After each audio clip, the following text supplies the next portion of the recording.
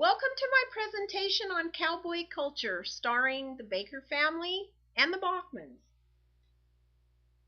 Well, cowboy culture is a culture all its own, and unlike many other cultures, it includes people of every race and religion.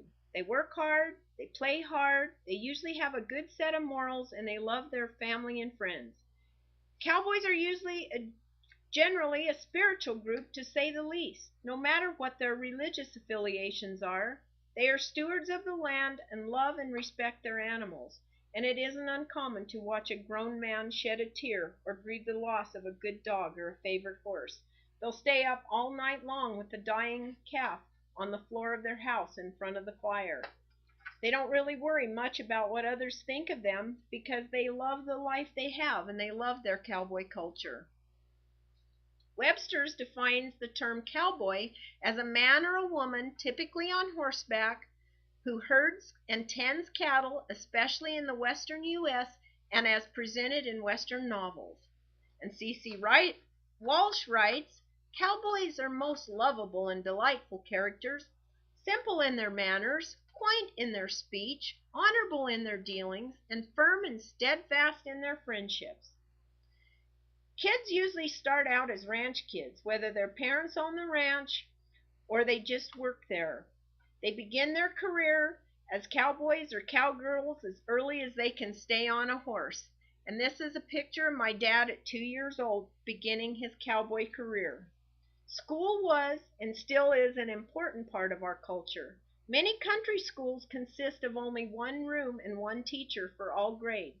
And getting to school can sometimes be very challenging, and it was especially challenging in the past. School kids rode horses many miles, sometimes in adverse weather, such as screaming winter blizzards or scorching summer sun. Cowboys aren't all that work hard on ranches. Before motorized equipment, horses were not only ridden to tend the cattle, but they were harnessed and used to pull wagons and sleighs that fed the cattle. They pulled mowers, buck rakes, and stackers to put up hay in the summer, and mail and freight and supplies were also delivered by team of wagons. In this slide, it shows a few of the great teams my family had. Cowboys and ranchers have great respect for and a kinship for all animals. This slide shows my Uncle Earl milking a cow who isn't restrained in any way. My grandpa, and then my dad as a little cowboy, and my Uncle Frank with their beloved dog, and my dad in the bottom picture as a little boy petting a neighbor's lamb. Years ago, gender roles were strictly adhered to. Women didn't get to spend much time on horseback, and when they did, they wore riding skirts and rode side saddle even at breakneck speeds. As you can see, the picture on the left is my grandmother with her sisters and one of her brothers. The picture on the top right is my grandmother as a little girl herding cows, and it's really odd because she's allowed to use a regular saddle in this picture. I love the bottom picture. She's racing. She's the one on the far right, my grandmother, and they're riding side saddles at a breakneck speed. That takes real guts, and that's why I chose the quote, "A cowgirl is a woman with guts and a horse." This hard-working bunch includes my Uncle Frank, second from the left on the big ball-face horse, and my dad, second from the right. I love this picture, and I'll have you totally confused when I'm trying to explain who's who. But this picture is from around the turn of the century, or maybe even a little earlier. It shows my grandfather's dad, George Baker, who was my great-great-grandfather, first on the left. Next, waving his pistol, was a friend of theirs, Art Neal. And then my grandmother's father, strictly known as Grandpa Tennell, who was another one of my great-great-grandpas. Next in line was his son, one of my great-great-uncles, the one with the fur hat, George Tennell. And next in line is his brother Tom, then a friend, George Arnett, then two more brothers, my great-great-uncles, Buck and Ollie. This group was a hard-working and fun-loving group, and even if it didn't look like it because it wasn't cool to smile in pictures back then. This is just a picture of my dad and my Uncle Frank off to check cows on the summer range. Cowboys proudly served their country, and my dad, shown in the picture on the left with his sister Della, served in World War II.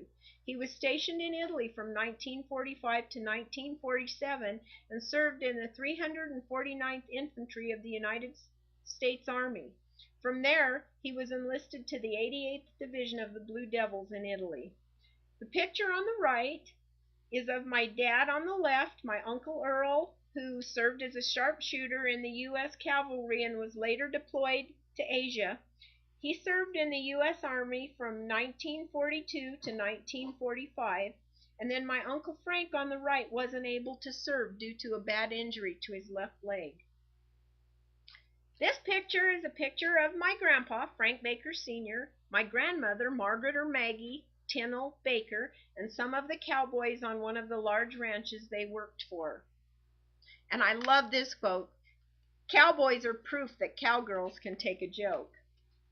And I just always loved this picture of my dad because he was such a handsome, gentle sort of guy. He was and always will be my hero. This was me riding one of our old Hereford bulls. My dad was always putting me on something to ride, whether it was a bull, a calf, one of the draft horse colts, or riding in front of him in the saddle, or as I got a little older, I rode behind him and hung with all my might to his belt loops as we galloped off across the meadows. This is my dad and I at a young age. I'm practicing riding my roly horse in the grass, which probably accounts for the scowl on my face, and my dad had a smile on his face until the day he died. This is the ranch I grew up on in Mountain City, Nevada. To me, it's one of the most beautiful places in the world. The ranch was purchased by our family in 1945, almost 70 years ago. We were forced to sell it in 2010 after my dad passed away in 2007. We always raised Hereford and Hereford Soleil Cross cattle. My dad loved red cattle, and even though all our neighbors had gone to Angus, my dad refused to, and he had one of the most beautiful red herds in the country. Our cattle summered in the High Mountain Forest Service range. We'd turn them out in the spring and bring them home in the winter when the snow covered the feed. Back at the ranch, we would feed them hay we had worked all summer long to put up. And when the snow got too deep to feed with the tractor and wagon, we'd enlist a team of our draft horses and a huge sled and feed the cattle. This is my husband Bill holding bridles. Tack is to cowboys what a computer is to a student. Cowboy tack is used hard and well taken care of. It's a source of pride, sometimes being handed down for generations as family heirlooms. It's traded, hoarded, and shown off like fine jewels. Tack is almost as important as the horse it goes on. Cattle are branded for identification purposes. Each ranch has one or more brands registered with the state brand office. The calves are branded, vaccinated, doctored if needed, and the bull calves are castrated and the testicles saved to be eaten as a delicacy called mountain oysters. Branding is a tradition. It's usually done in the spring in the cold climates when the calves are young. In our little community of Mountain City, the entire community would get together to help each rancher in the valley brand. After being isolated all winter feeding cows, it was a great time to socialize. And our valley followed the old tradition and roped the calves to brand them. Cowboys loved to rope, and this gave them a chance to mix work and play.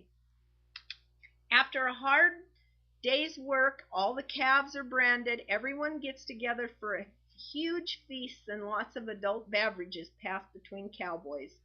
All the women have cooked their most prized dishes and everyone goes home full and satisfied, and then each rancher is left to the task of cleaning the mountain oysters while having a few more drinks and visiting with their family.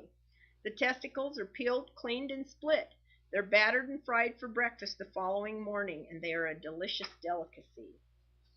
I've been my dad's little helper for as long as I can remember, and part of that included learning to rope.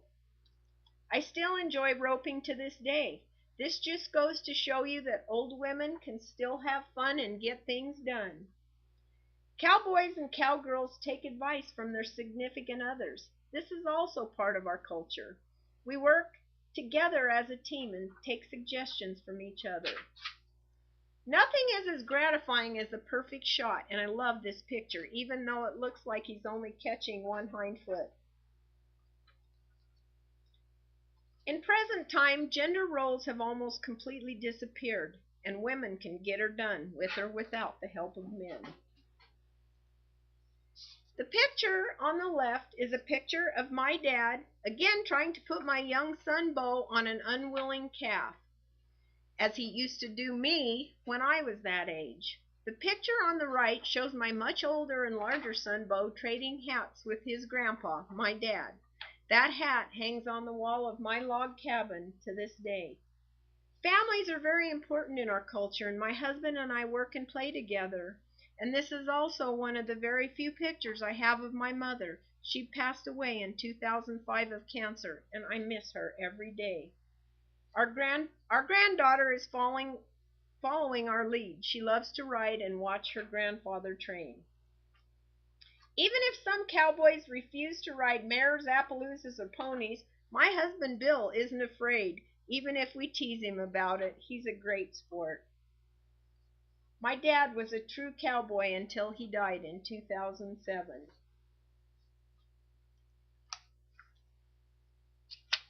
This is a picture of my dad and I at one of the last brandings. And as Chris Cagle wrote, scars heal, glories fade, and all we are left with are the memories made. So take my word for it, make good memories.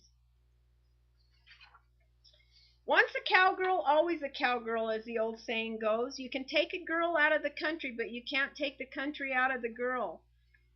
Not having the cattle ranch on a large scale anymore, we still play cowboy games. We ride and show cutting horses for fun. Cutting is a sport mimicking actual cow work. However, it has evolved so that the horses are so well trained, they do their work with your hand down and the reins slack. Picking up the reins is a penalty.